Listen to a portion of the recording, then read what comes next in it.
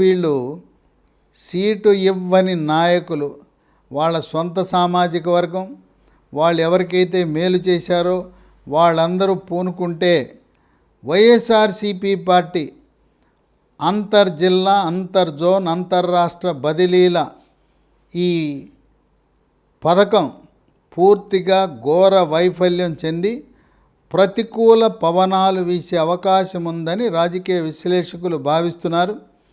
YSRCP party ఎన్ని వ్యూహాలు ఎన్ని ప్రతివ్యూహాలు ఎన్ని ఎత్తులు పై ఎత్తులు వేసినా ఒక రాజ్యసభ సీటుని తెలుగుదేశం పార్టీ గెలవటం అనేది తథ్యం.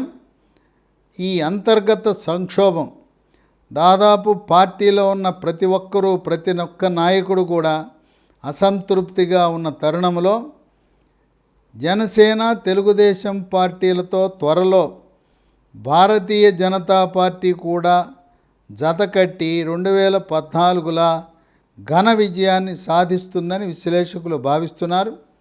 ఫిబ్రవరి 10న ఎన్నికల నోటిఫికేషన్ విడుదలయ్యే అవకాశం ఉన్నది.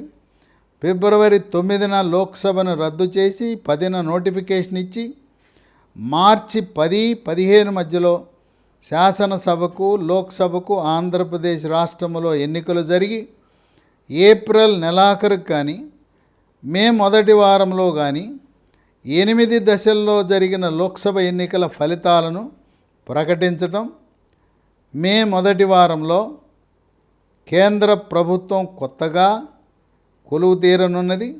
రాష్ట్రంలో కూడా ఆంధ్రప్రదేశ్ రాష్ట్రంలో మే మొదటి వారంలో నూతన ముఖ్యమంత్రి బాధ్యతలు చేపట్టబోతున్నాడు. ఈ విధంగా వైఎస్ఆర్సీపీ పార్టీ చేసిన స్వయంకృతాపరాధము. రాజకీయాల్లో ఆత్మహత్యలే ఉంటాయి కానీ హత్యలు ఉండవంటారు. కనుక జగన్మోహన్ రెడ్డి నియంతృత్వ పోకడి ఏ విధంగా తెలంగాణ రాష్ట్రంలో కేసీఆర్ అన్నీ నాకే తెలుసు, ఎవరికి ఏం తెలియదు, నేను చెప్పిందే వేదం, నేను ఎవరిని కలవను, ఎవరికి ఇంటర్వ్యూలు ఇవ్వను, అదే పద్ధతిని వైఎస్ఆర్సీపీ అధినేత ఇంటర్వ్యూలు ఇవ్వటం లేదు, ప్రజాప్రతినిధులను అవమానపరచడం, మంత్రులకు విలువ లేదు, శాసనసభ్యులకు దిక్కు లేదు.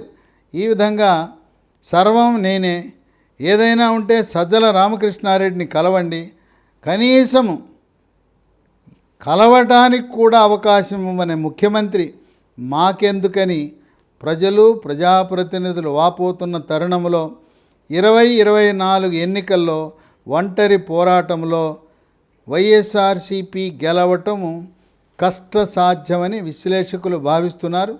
2014లా జనసేన తెలుగుదేశం పార్టీ బీజేపీ కూటమి ఘన విజయాన్ని సాధించి ప్రభుత్వం ఏర్పాటు చేసే అవకాశాలున్నాయని రాజకీయ విశ్లేషకులు భావిస్తున్నారు.